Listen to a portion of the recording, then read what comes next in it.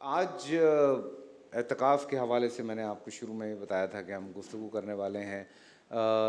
حضور پاک صلی اللہ علیہ وسلم بھی اعتکاف فرمایا کرتے تھے، اور یہ سلسلہ اللہ پاک کے اور قریب ہونے کی ایک چھوٹی سی کوشش ہے. ظاہر سی بات ہے پورا رمضان الحمدللہ ہمیں برکتوں کا ملتا ہے، اتنی ساری برکتوں کا ملتا ہے، اتنی ساری عبادتوں کے فوائد ہمیں ملتے ہیں، تو اللہ تعالیٰ سے اور قریب اور محنت ہے تھوڑی سی اعتکاف میں بیٹھنے کی. سو حضرت کہاں سے شروع کریں؟ جواد صاحب آج سے بسم اللہ کرتے ہیں.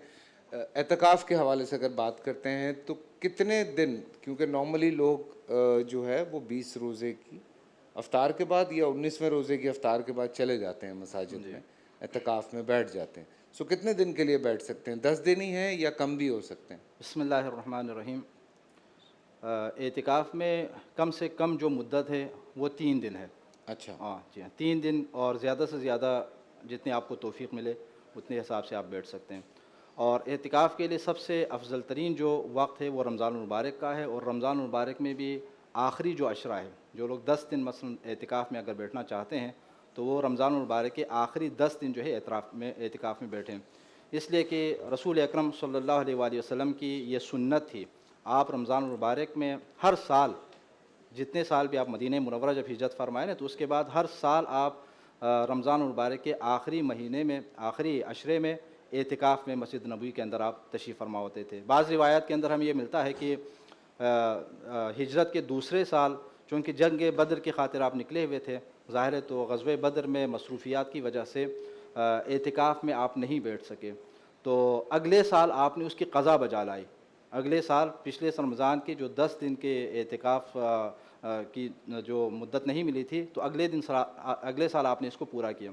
اعتکاف اصل میں اللہ رب العزت کی خوشنودی حاصل کرنے کے لیے، اس کے تقرب کو حاصل کرنے کے لیے، خالص اللہ تعالیٰ کو پیش نظر رکھ کر، لوگوں سے دور رہ کر، ایک علاقے کی جامع مسجد کے اندر جو ہے وہاں پر صبح سے لے کر یعنی شام تک، اور اسی طرح 3 دن تک کم از کم، اور زیادہ سے زیادہ جتنا آپ رہ سکیں رہنا جو ہے یہ اعتکاف ہے. اور اس کے اپنے مخصوص ایام بھی ہیں. اگر ہم تاریخی طور پر اس کے حوالے سے بات کرنا چاہیں کہ اس کا آغاز کب ہوا، تو ہمیں اسلام سے پہلے بھی اعتکاف نظر آتا ہے. حضرت ابراہیم علیہ السلام، حضرت اسماعیل علیہ السلام کے زمانے سے ہی اعتکاف کا تذکرہ ملتا ہے. جیسے قرآن کریم کے اندر ہے وَعَهِدْنَا إِلَىٰ إِبْرَاهِيمَ وَإِسْمَاعِيلَ أَن طَهِّرَ بَيْتِيَ لِلطَّائِفِينَ وَالْعَاكِفِينَ وَالرُّكَّعِ السُّجُودِ، کہ ہم نے حضرت ابراہیم علیہ السلام، حضرت اسماعیل علیہ السلام سے یہ عہد لیا کہ وہ اس بیت اللہ کو پاک و پاکیزہ کر لیں. کن لوگوں کے لیے؟ طواف کرنے والوں کے لیے، اور اعتکاف کرنے والوں کے لیے، اور رکوع و سجود بجا لانے والوں کے لیے. تو یہاں سے معلوم یہ ہوتا ہے کہ اس زمانے میں بھی اعتکاف کا تصور تھا.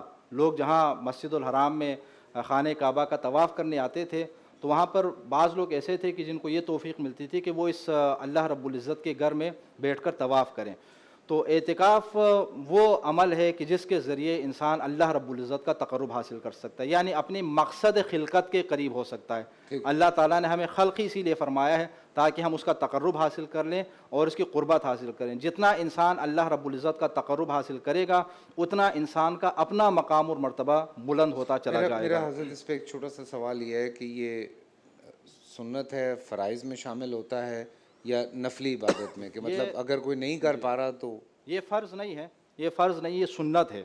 سنت ہے، اور اس کی البتہ تاکید ہے، کافی تاکید ہے کہ انسان جو ہے ان کو اگر فرصت ملے، ظاہر ہے زندگی کے مشاغل سے بہت سارے، ایک دفعہ تو آپ ایک دفعہ کم از کم کر لینا چاہیے اعتکاف. اور اعتکاف کا اگر آپ تجربہ اگر کر لیتے ہیں نا، تو انسان جو ہے وہاں پر جانے کے بعد واقعی محسوس کر لیتا ہے کہ اس کے اندر ایک معنویت پیدا ہو رہی ہے.